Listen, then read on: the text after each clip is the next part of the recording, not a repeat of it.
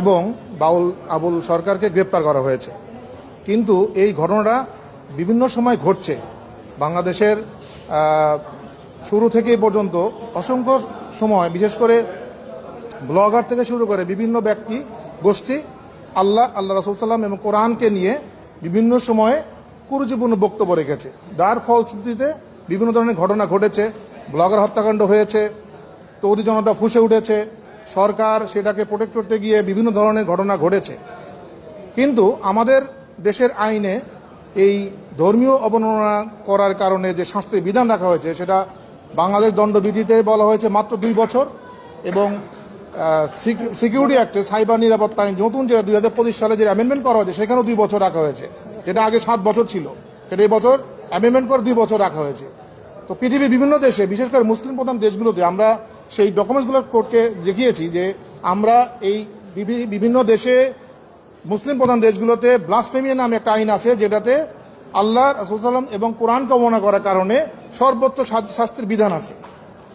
আমাদের দেশে সেই বিধান না থাকার কারণে আমরা মনে করছি এই ঘটনা বাড়ছে এবং সেই ঘটনা কন্ট্রোল করা যাচ্ছে না। সরকারের পক্ষ থেকেও সেই পরিমাণ আশাবাদী আমরা হতে পারছি না যে এই ঘটনাকে কিভাবে কন্ট্রোল করবে। এজন্য আমরা সুপ্রিম কোর্টের আইনজীবী পাবলিক লিটিগেশন ফোরামে, অর্থাৎ জনস্বার্থে আল্লাহ রাসূল সাল্লাল্লাহু এবং কোরআনকে অবমাননা করার অপরাধের শাস্তি, যেটা আমাদের অপ্রতুল 2 বছর ছিল, সেটাকে আমরা সর্বোচ্চ ক্যাপিটাল পানিশমেন্ট অর্থাৎ মৃত্যুদণ্ড বিধান রেখে আইন তৈরি করার জন্য মহামান্য হাইকোর্ট বিভাগে একটি রিট ফাইল দায়ের করেছি এবং মহামান্য আদালত সেই রিট ফাইলে আমাদের আজকে অনুমোদন করেছে এবং আমরা সেই রিটের উপরে খুব দ্রুত আমরা শুনানি করব।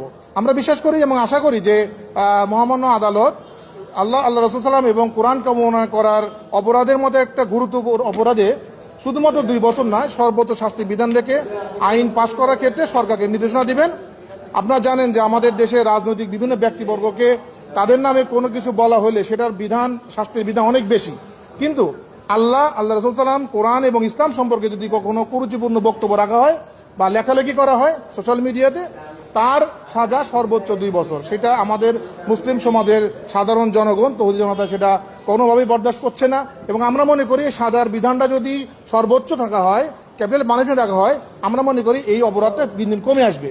আমরা মহামান্য আদালতের কাছে সেই আবেদন রেখে রিট ফাইল দায়ের করেছি এবং মহামান্য আদালত এই রিট ফাইলে আজকে অনুমোদন প্রদান করেছেন। আমরা অ্যানেক্স 12 অর্থাৎ মিস্টার জাস্টিস ফাহমিদা কাদের, মিস্টার আসিফ হোসেনের কোর্টে আমরা এই ফাইল দায়ের করেছি।